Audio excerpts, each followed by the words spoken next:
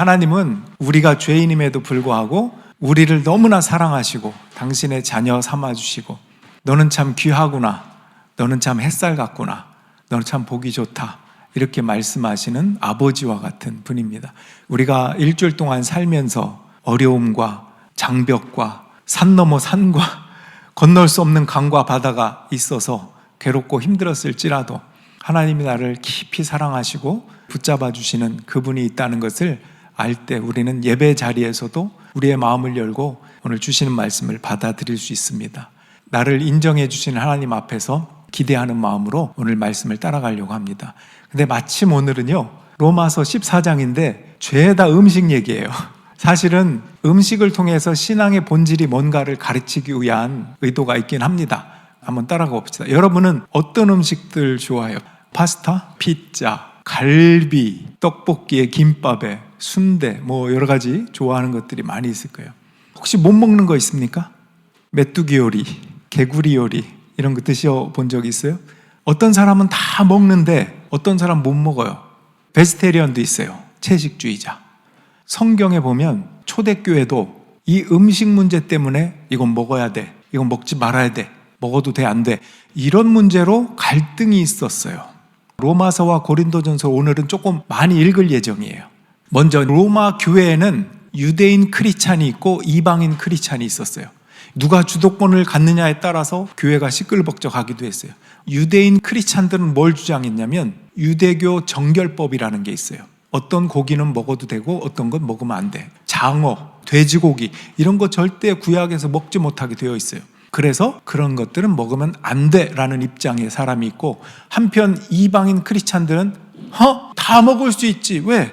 유대인 정결법 같은 관습율법은 예수님이 우리를 위해 십자가에서 모든 걸 율법을 완성하신 후에 다 폐기된 거야. 그러니 다 먹을 수 있지. 여러분들은 뭐가 맞다고 생각합니까? 유대인 크리스찬들입니까? 아니면 이방인 크리스찬들입니까? 사도 바울은 어떤 쪽에 손을 들어줬을까요? 그 다음에 고린도 교회는 이런 거였어요. 과연 우리가 크리스찬으로서 고기를 먹어도 되냐? 근데 이 고기가 보통 고기가 아니라 우상에게 제물로 드려졌던 고기를 먹어도 되냐? 이거예요. 어떻게 생각하십니까? 우상에게 드린 고기를 먹지 않는 게 믿음이 강한 걸까요? 아니면 먹는 게 믿음이 강할까요? 자, 한번 봅시다. 첫째로 고기 먹으면 안 돼, 이 입장입니다.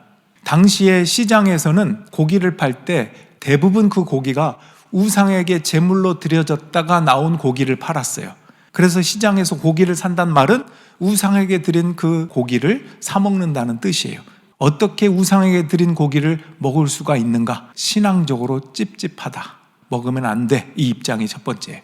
자, 두 번째 입장입니다. 고기 당연히 먹어도 되지, 우상은 무슨 우상이야, 고기 없어서 못 먹는 걸 우린 다 먹을 수 있지. 자, 이 두 입장 중에 어떤 입장이 더 믿음이 강한 쪽일까요? 네, 뭐든지 먹을 수 있다, 이게 믿음이 강한 거예요. 자, 사도 바울이 뭐라고 하는지 이제부터 성경을 읽어갈 텐데, 로마서 14장 2절과 로마서 15장 1절을 제가 한번 볼게요. 눈으로 따라오세요. 어떤 사람은 모든 것을 다 먹을 수 있다고 생각하지만 믿음이 약한 사람은 채소만 먹습니다. 모든 것을 다 먹을 수 있다고 하는 사람은 믿음이 강한 사람이고, 그 다음에 15장 1절로 가니까 믿음이 강한 우리는 믿음이 약한 사람들의 약점을 돌봐주어야 합니다. 그럼 사도 바울은 믿음이 강한 쪽에 있는 사람이에요? 약한 쪽에 있는 사람? 믿음이 강한 우리는 했으니까 나를 포함하는 거예요. 사도 바울의 고기를 먹어도 된다, 사도 바울의 입장입니다. 바울은 왜 우상에게 드려진 고기임에도 불구하고 먹는 게 믿음이 강한 거라고 말했을까? 그 이유는 우상은 존재하지 않는다고 믿기 때문이에요. 우상 자체가 없는데 무슨 우상에게 바쳐진 고기예요? 그냥 먹어도 되는 거지.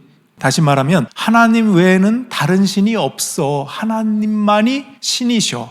우상이라는 것은 없는 거야. 우상에게 바친 제물이 무슨 영향력을 발휘하지도 않아. 성립하지도 않아. 못 먹을 이유가 없기에, 양심에 꺼리낄 이유도 없기에 우리는 먹을 수 있다. 이게 믿음이 강한 자다 말하는 것입니다. 바울이 그런 입장에 서 있어요. 고린도전서 8장 4절, 그런데 우상에게 바친 고기를 먹는 일을 두고 말하면 우리가 알기로는 세상에 우상이란 것은 아무것도 아니고 오직 하나님 한 분밖에는 신이 없습니다. 고린도전서 10장 25절 시장에서 파는 것은 양심을 위한다고 하여 그 출처를 묻지 말고 무엇이든지 다 먹으십시오. 조금 더 볼게요. 디모데전서 4장 3절 4절에서 바울은 이렇게 얘기합니다. 음식물은 하나님께서 믿는 사람과 진리를 아는 사람이 감사하는 마음으로 먹게 하시려고 만드신 것입니다. 하나님께서 지으신 것은 모두 다 좋은 것이요 감사하는 마음으로 받으면 버릴 것이 하나도 없습니다. 그러니까 양심에 찔릴 거 없다. 감사함으로 먹으면 돼. 버릴 게 없는 거야. 자, 그러면 이게 결론이 맞습니까? 우상에게 드린 것이라 할지라도 고기는 다 먹을 수 있어. 이게 보이는 결론이 맞긴 해요. 그게 믿음이 강한 거다라고 했으니까.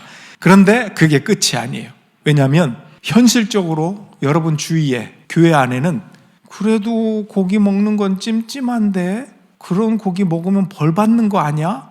믿음이 약해서 이렇게 생각하는 사람들이 있기 때문에 그렇습니다. 자, 그러면 이제부터 문제예요. 여러분은 그렇게 말하는 사람을 볼 때 어떻게 대할 것 같아요? 믿음이 없어 이렇게 업신여길 겁니까? 바울이 그랬을까요? 팔짱 딱 끼고 믿음 없는 것들 이렇게 했을까요?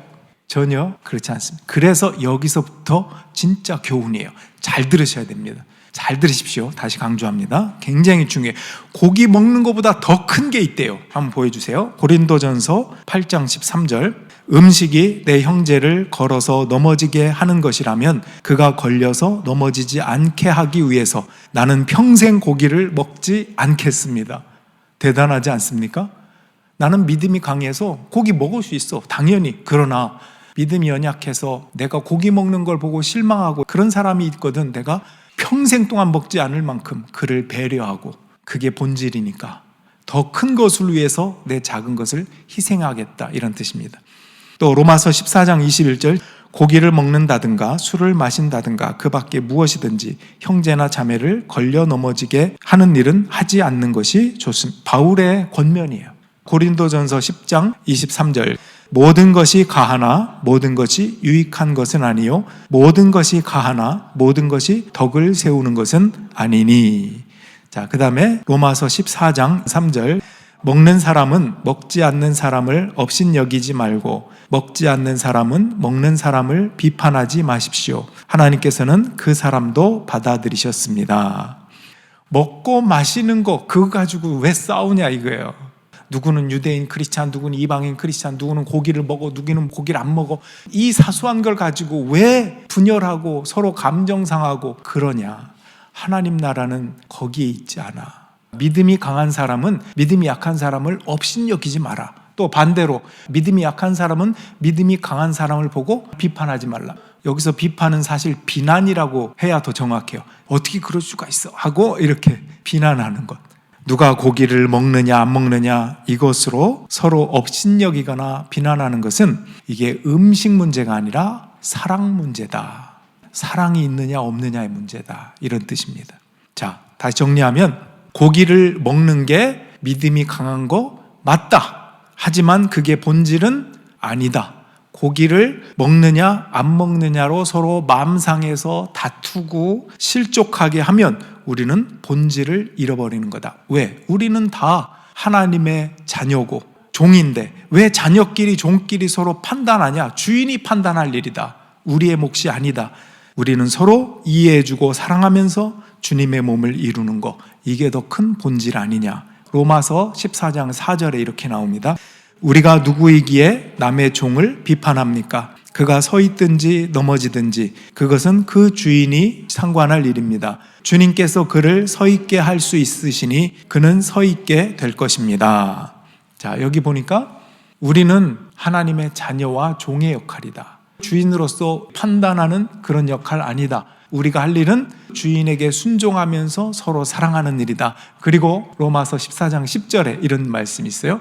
그런데 어찌하여 그대는 형제나 자매를 비판합니까? 어찌하여 그대는 형제나 자매를 업신여깁니까? 우리는 모두 다 하나님의 심판대 앞에 서게 될 것입니다.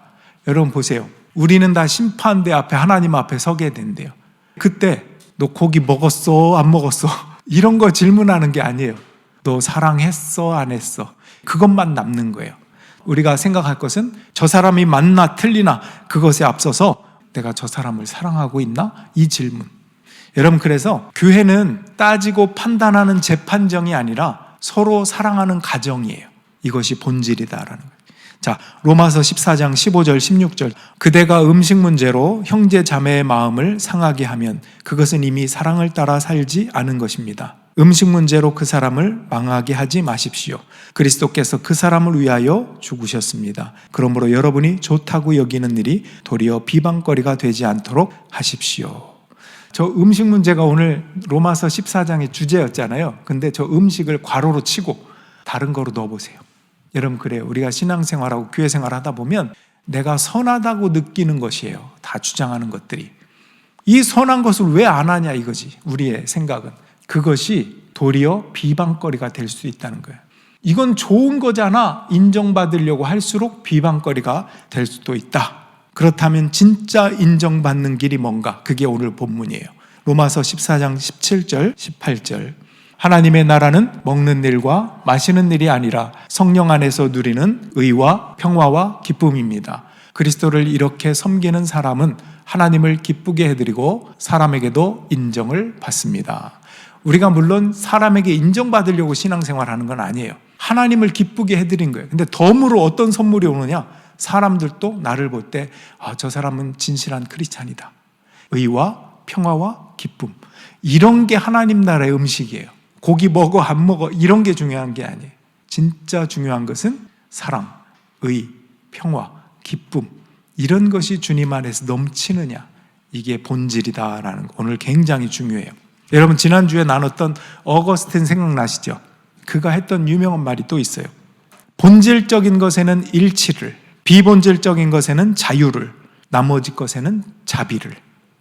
일일이 말씀을 드리지 않겠지만 여러분이 생각하는 것들이 비본질적인 것인가 본질적인 것인가. 내가 심판자가 아니에요. 우리가 보기에는 이 사람은 꼭 넘어질 거야. 저렇게 살다가는 생활 방식이 넘어져. 근데 하나님이 심판자 하나님 올 때는 넘어짐도 필요한 시간이야. 내가 보고 있어. 그러나 내가 널 이렇게 세워줄 거야. 이런 비전을 갖고 있는데 한계가 있는 우리는 그 사람을 보면서 그냥 그 순간만 봐요. 저렇게 살아서 어떡하려고 그래 한다든가 왜 저 모양이야 비판하고. 하나님은 길게 보셔요. 그 사람을 함부로 판단해서는 안 된다. 격려해 주면서 충고해 줄 수는 있어요. 그 아이를 정말 사랑할 때 내가 기도하고 시간을 들이며 하나님 앞에서 내 어떤 심판과 비난도 없다는 것이 주님 안에 확인될 때 그때는 사랑하는 마음으로 권면을 해줄 수도 있어요. 그러나 그 선택은 그 아이의 몫이에요. 왜? 내가 어떻게 할 수 있는 심판자 입장이 아니라 하나님이 심판자니까 그 아이에겐 지금 그 시간이 필요하단다라고 말할 수도 있어요. 하나님은. 여러분, 그래서 큰 그림을 봐야지 비본질적인 문제로 다투지 말아야 합니다. 의와 평화와 기쁨이라는 본질을 잡고 있어야 하나님을 기쁘게 해드리고 사람의 인정까지 받을 수 있다. 자, 마지막으로 읽을게요. 로마서 14장 19절 20절, 고린도전서 10장 31절. 그러므로 우리는 서로 화평을 도모하는 일과 서로 덕을 세우는 일에 힘을 씁시다. 하나님이 이룩해 놓으신 것을 음식 때문에 망치는 일이 없도록 하십시오. 고린도전서 10장 31절. 여러분은 먹든지 마시든지 무슨 일을 하든지 모든 것을 하나님의 영광을 위하여 하십시오. 아멘. 자, 이제는 눈을 감아볼 시간입니다. 눈을 감아봅시다. 질문이 있어요. 두 가지인데요. 첫 번째는 내 신앙의 자유가 누군가에게 실망이 된 적이 있었을까? 한번 생각해 보세요. 두 번째 질문입니다.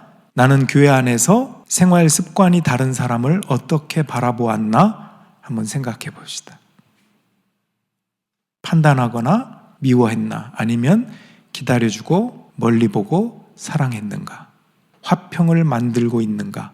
덕을 세우고 있는가? 자, 눈을 떠도 좋습니다. 최후 심판 날에는 내가 너를 사랑했던 것처럼 너가 누군가를 사랑했느냐? 이 질문만 남을 것입니다. 여러분 일기 쓰는 분 있어요 혹시? 일기장에다가 다름, 감사, 노트 이렇게 써보는 거예요. 이거는 최근에 만난 다른 성향의 사람 때문에, 다른 성향의 성도 때문에 어떻게 감사할 수 있는가, 이걸 기록하는 거예요. 서로 다름을 은혜로 바라보는 연습이에요. 보통은 일기장에다가 나랑 다른 사람이면 참 걔는 이해가 안 된다, 왜 저런지 모르겠다, 왜 저러고 사는지 모르겠다, 이렇게 적어요. 그런데 다름 노트에는 나와 다르니까 내가 없는 이런 면이 좋구나, 하나를 발견해서 쓰는 훈련. 그렇게 해보면 우리의 신앙이 더 성숙해지고 발전하고 달라질 것입니다. 이런 연습 없으면 우린 그 자리예요. 10년 전이나 지금이나 앞으로 10년이나 우리의 외모는 성숙해가고 오히려 늙어가는데 우리의 내면은 똑같아요. 그럼 우리의 손해예요. 성장해야죠. 오늘 말씀으로 결론을 내리겠습니다. 그러므로 우리는 서로 화평을 도모하는 일과 서로 덕을 세우는 일에 힘을 씁시다. 하나님의 나라는 먹는 일과 마시는 일이 아니라 성령 안에서 누리는 의와 평화와 기쁨입니다. 여러분, 이것을 잃어버리면 본질을 잃었구나 생각하면 돼요. 비본질적인 것에 헌신하다가 모든 것을 뺏기고 망치는 자가 되지 않게 하시고 하나님 나라를 세우는 가정과 교회가 되게 해주세요. 그런 집사님들, 그런 성도님들이 되시기를 주님의 이름으로 축원합니다.